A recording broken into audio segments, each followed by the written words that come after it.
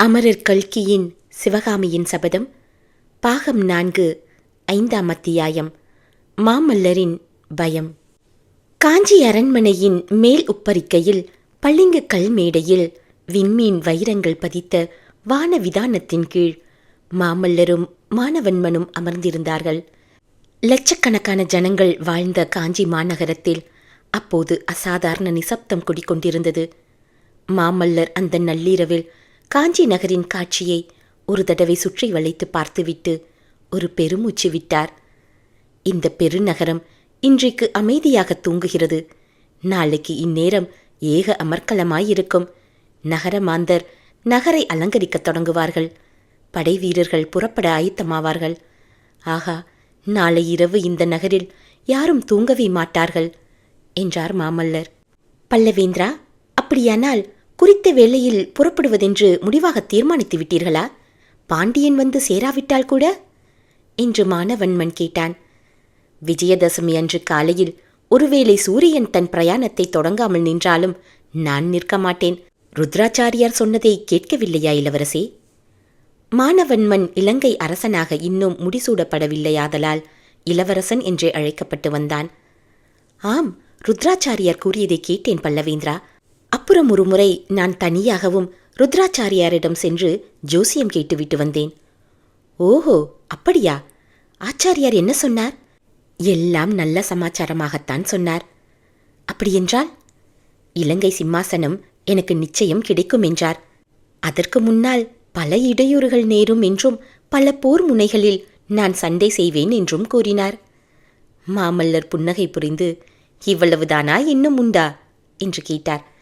தாங்கள் வாதாபியை கைப்பற்றி வெற்றி வீரராக திரும்பி வருவீர்கள் என்றும் இந்த காரியத்தில் 2 ராஜகுமாரர்கள் தங்களுக்கு உதவி புரிவார்கள் என்றும் கூறினார்.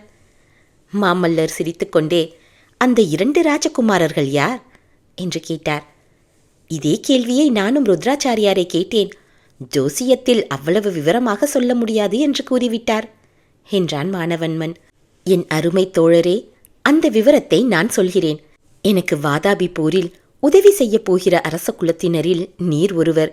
நீர் இந்த காஞ்சி நகரில் இருந்தபடியே எனக்கு உதவி செய்ய போகிறீர் என்று மாமல்லர் சொல்வதற்குள் இலங்கை இளவரசன் குறுக்கிட்டு, பல்லவேந்திரா, என்னுடைய விண்ணப்பத்தை கேட்டருளுங்கள். குமாரபாண்டியன் வந்து சேருவதுதான் சந்தேகமாயிருக்கிறதே. அவனுடைய ஸ்தானத்தில் என்னை அழைத்து போகலாகாதா? தாங்கள் போர்க்களம் சென்ற பிறகு காஞ்சி அரண்மனையில் என்னை சுகமாக உண்டு உடுத்தி உறங்கச் சொல்கிறீர்களா? இது என்ன நியாயம் என்று கேட்டான். என் அருமை தோழரே, நான் உம்மை போருக்கு அழைத்து போக மறுப்பதற்கு எல்லாவற்றிலும் முக்கியமான காரணம் ஒன்று இருக்கிறது. அதை இதுவரையில் சொல்லவில்லை. நீர் பிடிவாதம் பிடிப்பதால் சொல்கிறேன். ஒருவேளை போர்க்களத்தில் உமது உயிருக்கு அபாயம் நேர்கிறதென்று வைத்துக் கொள்ளுங்கள். பின்னர் இலங்கை ராஜ்ய வம்சத்தின் கதி என்ன ஆவது? உமது ராஜ்யத்தை அநீதியாகவும் அக்கிரமமாகவும் அபகரித்து கொண்டிருக்கிறவனுக்கல்லவா ராஜ்யம் நிலைத்து போய்விடும். மானவர்மரே, ராஜகுலத்தில் பிறந்தவர்கள் தங்களுடைய வம்சம் தடைப்பட்டு போகாமல் பார்த்து கொள்வதில் முதன்மையான சிரத்தை எடுத்துக்கொள்ள வேண்டும். பல்லவ வம்சத்தை விளங்க வைப்பதற்கு எனக்கு ஒரு புதல்வன் இருக்கிறான், உமக்கு இல்லை. ஆகையினால் தான் முக்கியமாக உம்மை வரக்கூடாதென்கிறேன் என்றார் மாமல்லர். இதை கேட்ட மானவன்மன் பொருள் புதிந்த புன்னகை புரிந்த வண்ணம், பல்லவேந்திரா, இதை பற்றி என் மனைவி சுஜாதாயிடம் இப்போதே சொல்லி அவளோடு சண்டை பிடிக்கப் போகிறேன். இலங்கை ராஜவம்சத்துக்கு அவள் இன்னும் ஒரு புதல்வனை தராத காரணத்தினாலேதான் என் வாழ்நாளில் ஓர் அரிய சந்தர்ப்பம் கை நழுவி போகிறது. உலக சரித்திரத்தில் என்றென்றைக்கும் பிரசித்தி பெறப்போகிற வாதாபி யுத்தத்தில் நான் சேர்ந்து கொள்ள முடியாமல் இருக்கிறது என்று சொல்லிக்கொண்டே எழுந்தான். நண்பரே, உட்காரும். உமது துணைவியோடு சண்டை பிடிப்பதற்கு இப்போது அவசரம் ஒன்றுமில்லை. நான் வாதாபிக்கு புறப்பட்டு போன பிறகு சாவகாசமாக தினம்தோறும் சண்டை போட்டுக் கொண்டிருக்கலாம் என்றார் சக்கரவர்த்தி. மேடையிலிருந்து எழுந்த மானவன்மன் மீண்டும் உட்கார்ந்து, பிரபு, நள்ளிரவு தாண்டிவிட்டதே. நாளை இரவுதான் யாரும் தூங்குவதற்கில்லை. இன்றைக்காவது தாங்கள் சிறிது தூங்க வேண்டாமா என்று கேட்டான். என்னை தூங்கவா சொல்கிறீர்? எனக்கு ஏது தூக்கம்? நான் தூங்கி வருஷம் 12 ஆகிறது என்றார் மாமல்லர். லக்ஷ்மணர் காட்டுக்கு போன போது அவருடைய பத்தினி ஊர்மிளை அவருடைய தூக்கத்தையும் வாங்கிக் கொண்டு இரவும் பகலும் 14 வருஷம் தூங்கினாளாம். அம்மாதிரி தங்களுடைய தூக்கத்தையும் யாராவது வாங்கி கொண்டு தூங்குகிறார்களா என்ன என்று மானவன்மன் கேட்டான். இளவரசி, என்னுடைய தூக்கத்தையும் ஒரு பெண் தான் கொண்டு போனாள். என்னை கேட்டு அவள் வாங்கிக் கொள்ளவில்லை, அவளே அபகரித்து கொண்டு போய்விட்டாள். ஆகா, அந்த சிற்பி மகள் இங்கே சமீபத்தில் அரண்ய வீட்டில் இருந்தபோதும் எனக்கு தூக்கம் இல்லாதபடி செய்தாள். இப்போது 100 காத தூரத்துக்கு அப்பால் பகைவர்களின் நகரத்தில் இருக்கும்போதும் எனக்கு தூக்கம் பிடிக்காமல் செய்கிறாள் என்று மானவன்மனை பார்த்து சொல்லி வந்த மாமல்லர் திடீரென்று வானவெளியை பார்த்து பேசலானார். சிவகாமி, ஏன் என்னை இப்படி வருத்துகிறாய்? உனக்கு நான் கொடுத்த வாக்குறுதியை நிறைவேற்றுவதற்காக பகலெல்லாம் பாடுபடுகிறேனே, இரவிலே சற்று நேரம் என்னை நிம்மதியாக தூங்கவிடக்கூடாதா? வாதாபியில் தனி வீட்டிலே இரவெல்லாம் நுந்தா விளக்கே துணையாக உட்கார்ந்து என்னை சபித்துக் கொண்டிருக்கிறாயா? தாங்காத களைப்பினால் தப்பித்தவறி நான் சற்று தூங்கினால் கனவிலும் வந்து என்னை வதைக்கிறாயே. உன்னை நான் மறக்கவில்லை சிவகாமி. உனக்கு நான் கொடுத்த வாக்குறுதியையும் மறந்துவிடவில்லை. இத்தனை நாள் பொறுத்து கொண்டிருந்தவள் இன்னும் கொஞ்ச நாள் பொறுத்திரு. மாமல்லர் வெறி கொண்டவர் போல் வானவெளியை பார்த்து பேசியது இலங்கை இளவரசனுக்கு பயத்தை உண்டாக்கிற்று. பல்லவேந்திரா, இது என்ன? சற்று அமைதியாயிருங்கள் என்றான் மானவன்மன். நண்பரே, என்னை அமைதியாயிருக்கவா சொல்கிறீர்? இந்த வாழ்நாளில் இனி எனக்கு எப்போதாவது மன அமைதி கிட்டுமா என்பதே சந்தேகந்தான். மானவன்மரே, 10 வருஷத்துக்கு முன்பு நான் ஒரு தவறு செய்தேன். ஒரு அபலை பெண்ணின் ஆத்திரமான பேச்சை கேட்டு அந்த கணத்தில் மதி இழந்து விட்டேன். நானும் சேனாதிபதியும் வாதாபியில் சிவகாமியை சந்தித்து அழைத்தபோது அவள் சபதம் செய்திருப்பதாகவும் ஆகையால் எங்களுடன் வரமாட்டேன் என்றும் சொன்னாள். அப்போது சேனாதிபதி அவளுடைய பேச்சை கேட்கக்கூடாதென்றும் பலவந்தமாக கட்டி தூக்கி வந்துவிட வேண்டும் என்றும் கூறினார். அதை கேளாமல் போய்விட்டேன். அந்த தவறை நினைத்து நினைத்து 10 வருஷமாக வருந்திக் கொண்டிருக்கிறேன். இவ்விதம் கூறிவிட்டு சற்று மாமல்லர் மௌனமாய் சிந்தனையில் ஆழ்ந்தார். பிறகு கூறினார். மானவன்மரே, வாதாபிக்கு படையெடுத்துச் செல்லும் நாளை நான் எவ்வளவோ ஆவலுடன் எதிர்பார்த்திருக்கிறேன். அந்த நாளை துரிதப்படுத்துவதற்காக எவ்வளவோ தீவிரமான முயற்சிகள் எல்லாம் செய்தேன். ஆனால் கடைசியாக புறப்படும் நாள் நெருங்கி இருக்கும் போது பயமாக இருக்கிறது. என்ன, தங்களுக்கா பயம்? என்று மானவன்மன் அவநம்பிக்கையும் அதிசயமும் கலந்த குரலில் கூறினான். ஆம், எனக்கு பயமாய்த்தான் இருக்கிறது. ஆனால் போரையும் போர்க்களத்தையும் நினைத்து நான் பயப்படவில்லை. புலிகேசியை கொன்று வாதாபியை பிடித்த பிறகு நடக்கப் போவதை எண்ணித்தான் பயப்படுகிறேன். பகைவரின் சிறையில் 10 வருஷமாக சிவகாமி எனக்காக காத்திருக்கிறாள். அந்த நாளில் அவளுடைய குழந்தை உள்ளத்தில் தோன்றிய காதலையும் அன்று போல் இன்றும் தூய்மையாக பாதுகாத்து வந்திருக்கிறாள். ஆனால் என்னுடைய நிலைமை என்ன? கல்யாணம் செய்து கொண்டு 2 குழந்தைகளுக்கு தகப்பனாக இருக்கிறேன். சிவகாமியை எந்த முகத்தோடு நான் பார்ப்பது? அவளிடம் என்ன சொல்லுவது? இதை நினைக்கும் போதுதான் எனக்கு பயமாயிருக்கிறது. அதை காட்டிலும் போர்க்களத்தில் செத்துப்போனாலும் பாதகமில்லை. பல்லவேந்திரா, தாங்கள் போர்க்களத்தில் உயிரை விட்டால் தங்களை நம்பி இங்கு வந்து உட்கார்ந்திருக்கும் என்னுடைய கதி என்ன? இலங்கை சிம்மாசனத்தில் என்னை அமர்த்துவதாக தாங்கள் எனக்கு அளித்த வாக்குறுதிதான் என்ன ஆவது என்று நான் தழுதழுக்க கேட்டான் மானவன்மன். 5ஆம் அத்தியாயம் நிறைவு பெற்றது. 6ஆம் அத்தியாயம் ஏகாம்பரர் சந்நிதி. பரதகண்டம் எங்கும் புகழ் பரவியிருந்த காஞ்சி ஏகாம்பரேஸ்வரர் கோயிலில் உச்சிக்கால பூஜை நடந்து கொண்டிருந்தது. அதற்கு அறிகுறியான ஆலாசிய மணியின் ஓங்கார நாதமும் பேரிகை முழக்கமும் கேட்டுக்கொண்டிருந்தன. கோயிலுக்கு வெளியே கோபுர வாசலிலும் சந்நிதி வீதியிலும் கணக்கற்ற ஜனங்கள் நெருங்கி மொய்த்து கொண்டிருந்தார்கள். பல்லவ சக்கரவர்த்தி பரிவார சகிதமாக ஆலயத்துக்கு வந்திருந்ததுதான் அவ்வித ஜனக்கூட்டம் திரண்டிருந்ததற்கு காரணமாகும். ஆலயத்துக்குள்ளே ஏகாம்பரநாதரின் சந்நிதி என்றுமில்லாத சோபையுடன் அன்று விளங்கிற்று. வெள்ளி குத்து விளக்குகளில் ஏற்றியிருந்த பல தீபங்களின் ஒளியில் சந்நிதியில் நின்ற ராஜவம்சத்தினரின் மணிமகுடங்களும் ஆபரணங்களும் ஜாஜ்வல்யமாக சுடர்விட்டு பிரகாசித்தன. சந்நிதியில் ஒரு பக்கத்தில் ராஜகுலத்து ஆடவர்களும் மற்றொரு பக்கத்தில் அந்தப்புறத்து மாதர்களும் நின்றார்கள். அவர்கள் யார் யார் என்பதை சற்று கவனிப்போம். எல்லாருக்கும் முதன்மையாக பல்லவ சாம்ராஜ்யத்தின் சக்கரவர்த்தி மாமல்ல நரசிம்மர் 600 வருஷமாக அவருடைய மூதாதையர் அணிந்த கிரீடத்தை தம் சிரசில் அணிந்து கம்பீரமாக நின்றார். கரங்களை கூப்பி இறைவனை இறைஞ்சி வழிபட்டு கொண்டிருந்த நிலையிலும் அவருடைய தோற்றத்திலே பரம்பரையான ராஜகுலத்தின் பெருமிதம் காணப்பட்டது.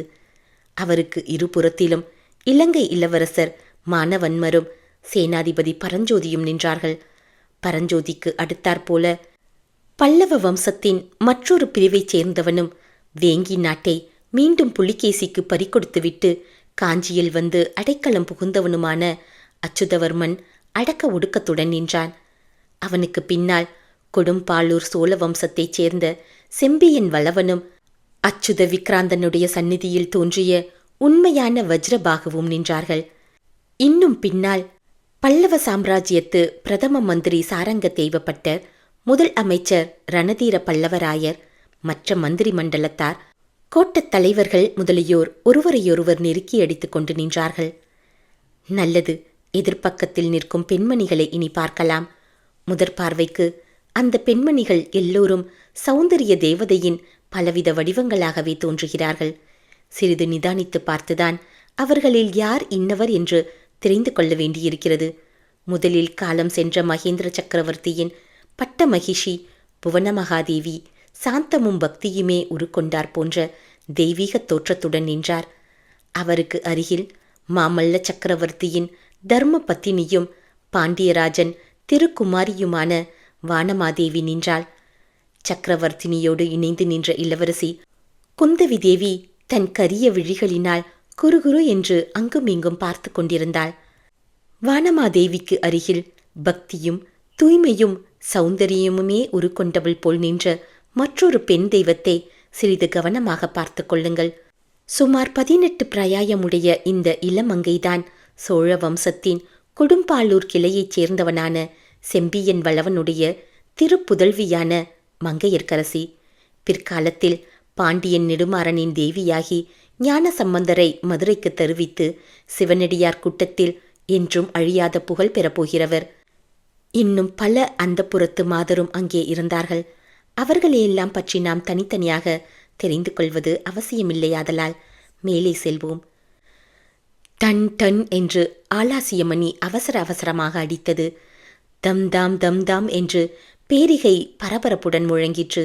சங்கங்கள், எக்காலங்கள், மேளங்கள், தாளங்கள் எல்லாமாக சேர்ந்து சப்தித்து ஆலயத்தின் விசாலமான மண்டபங்களில் நாலாபுறமும் கிளம்பிய எதிரொலியுடன் சேர்ந்து மோதிய போது நாதக்கடல் பொங்கி வந்து அந்த கோயிலையே மூழ்கடித்தது போன்ற உணர்ச்சி அனைவருக்கும் உண்டாயிற்று. ஏகாம்பரேஸ்வரருக்கு தீபாராதனை நடந்ததை முன்னிட்டு இவ்வளவு ஆரவார ஒலிகளும் எழுந்தன.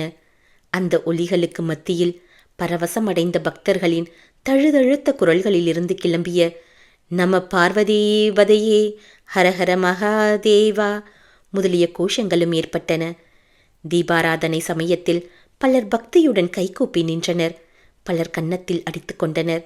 இளவரசன் மகேந்திரனும் இளவரசி குந்தவியும் மற்றவர்களை பார்த்துவிட்டு சடசடவென்று தங்கள் கன்னத்தில் போட்டுக்கொண்டது வெகு வேடிக்கையாயிருந்தது. தீபாராதனை முடிந்ததும் குமார சிவாச்சாரியார் கையில் விபூதி பிரசாதத்துடன் கர்ப்ப கிரகத்துக்குள்ளிருந்து வெளியே வந்தார். சக்கரவர்த்தியின் அருகில் வந்து நின்று சிவாச்சாரியார் உரத்த குரலில் கூறினார். காலனை காலால் உதைத்தவரும் சிரித்து புறம் எரித்தவரும் கஜமுகாசுரனை கிழித்து அவன் தோலை உடுத்தியவரும் நெற்றிக் கண்ணில் நெருப்பை உடையவருமான திரிபுராந்தகரின் அருளால் பல்லவேந்திரருக்கு பூரண வெற்றி உண்டாகட்டும். புலிகேசியை வதம் செய்து வாதாபியை அழித்து வெற்றி வீரராய் திரும்புக. ஜெய விஜயீபவ. இவ்விதம் சிவாச்சாரியார் சொல்லி விபூதி பிரசாதத்தை சக்கரவர்த்தியின் கையில் கொடுத்தார். அதை மாமல்லர் பக்தியுடன் பெற்று நெற்றியிலே தரித்த போது உள்ளே சிவலிங்கத்துக்கு அருகில் எரிந்து கொண்டிருந்த தீபம் திடீரென்று சுடர்விட்டு எரிந்து அதிக ஒளியுடன் பிரகாசித்தது. அப்படி எரிந்த தீப்பிழம்பிலிருந்து ஒரு சுடர் சடசடவென்ற சப்தத்துடன் கீழே விழுந்தது. சில வினாடி நேரம் பிரகாசமான ஒளி வீசிவிட்டு மங்கி அணைந்தது. இந்த சம்பவமானது சக்கரவர்த்தி எந்த நோக்கத்துடன் கிளம்புகிறாரோ அந்த நோக்கம் நன்கு நிறைவேறும் என்பதற்கு ஒரு நன்னிமிதம் என்ற எண்ணம் அங்கே கூடியிருந்த எல்லோருடைய மனதிலும் ஏக காலத்தில் தோன்றவே ஜெய விஜயீபவ, ஹரஹர மகாதேவா என்ற கோஷங்கள் கிளம்பி கற்பகிரகம், அர்த்த மண்டபம், மகா மண்டபம் எல்லாம் அதிரச் செய்தன. பல்லவேந்திரரின் திக்விஜயத்துக்கு ஏகாம்பரநாதர் அனுமதி கொடுத்து விட்டார் என்ற செய்தி வெள்ளி மண்டபங்களிலும் கோயில் பிரகாரங்களிலும் கோயிலுக்கு வெளியே வீதிகளிலும் கூடியிருந்த ஜனங்களிடையே பரவி எங்கெங்கும் ஹரஹர மகாதேவா என்ற கோஷத்தை கிளப்பிற்று. அப்படி காஞ்சி நகரையே மூழ்கடித்த உற்சாக ஆரவார ஜெயகோஷத்தில் கலந்து கொள்ளாமல் மௌனம் சாதித்தவன் ஒருவனும் அந்த கூட்டத்தில் இருந்தான். அவன் பல்லவ சக்கரவர்த்தியின் ரதசாரதியான கண்ணபிரான்தான். 6ஆம் அத்தியாயம் நிறைவு பெற்றது.